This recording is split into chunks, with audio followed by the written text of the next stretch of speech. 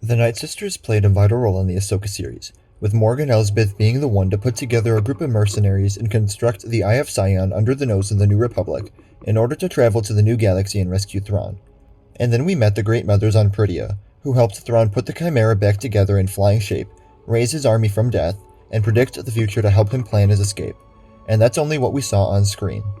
But one lingering question from the finale is whether or not they seem to have an agenda of their own in the story.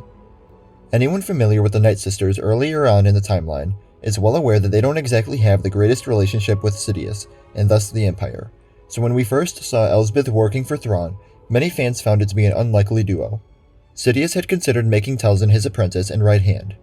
However, Sidious chose her infant son, the Zabrak Knight brother who would eventually become his true Sith apprentice, Darth Maul. Eventually, Sidious ordered Telzin to give up Maul to a keeper, threatening to not follow through on his promise to make her his apprentice, which he reluctantly agreed to. Later on during the Clone Wars, Sidious began to increasingly see the Nightsisters as a potential threat to the Sith's dominance and control over both the galaxy and the dark side of the Force. Wanting to ensure that there were no potential rivals, he sent his apprentice Count Dooku to lead the Separatist army in an attack on Dathomir, an attack that resulted in nearly the entire Nightsister population killed.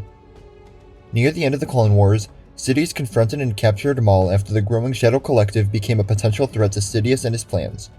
Although he was able to escape, Maul only led the Separatist forces to Mother Telzin, where she was then slain by General Grievous on Dathomir.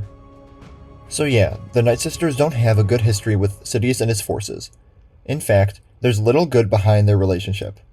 Even though Sidious is technically dead by the time of the Ahsoka series, it's still puzzling to see the Nightsisters working with their remnants of the Empire, the tyrannical government that was once ruled by the man who caused their downfall.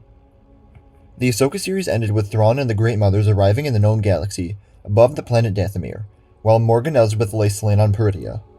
For what purpose they chose this location, we don't yet know, but I think it is very likely that the Nightsisters and Thrawn, or at least the Imperial remnants, are not in cahoots for too much longer. We technically don't even know yet what Thrawn plans to do, if he will join whatever's left of the Empire to go against the New Republic, or if he's more in the camp of the Nightsisters where he wants nothing to do with them, and that's their shared goal maybe. Because otherwise it wouldn't seem like the Great Mothers are getting too much out of this partnership anymore. They got back to the galaxy, and now what? Thrawn has nothing left to offer them beyond his intellect and potentially his empirical resources, but I don't think that's something they'd be interested in.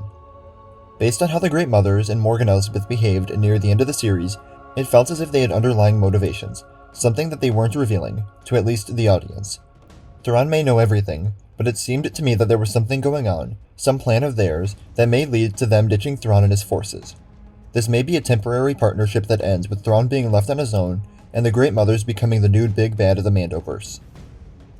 Because Skeleton Crew appears to be so far removed from the already told story, and we know little to nothing about the future seasons of The Mandalorian, Ahsoka, or the Book of Boba Fett, we really have no idea where the story is heading beyond what we've already been given on screen, so there's a lot to theorize about, and not a lot of concrete answers. While it could be interesting to see the mystical power of the Great Mothers work with the intellect and cunning of Thrawn, the odd partnership between these two foreign groups, one from another galaxy, and the other one from the unknown regions, does make it feel like these allies won't be together forever. What did you think of the Ahsoka series? Let me know in the comments below. Remember to like the video, and subscribe for more Star Wars videos every week, and remember to follow me on Instagram, Twitter, and TikTok. Thank you all for watching, and remember, the Force will be with you. Always.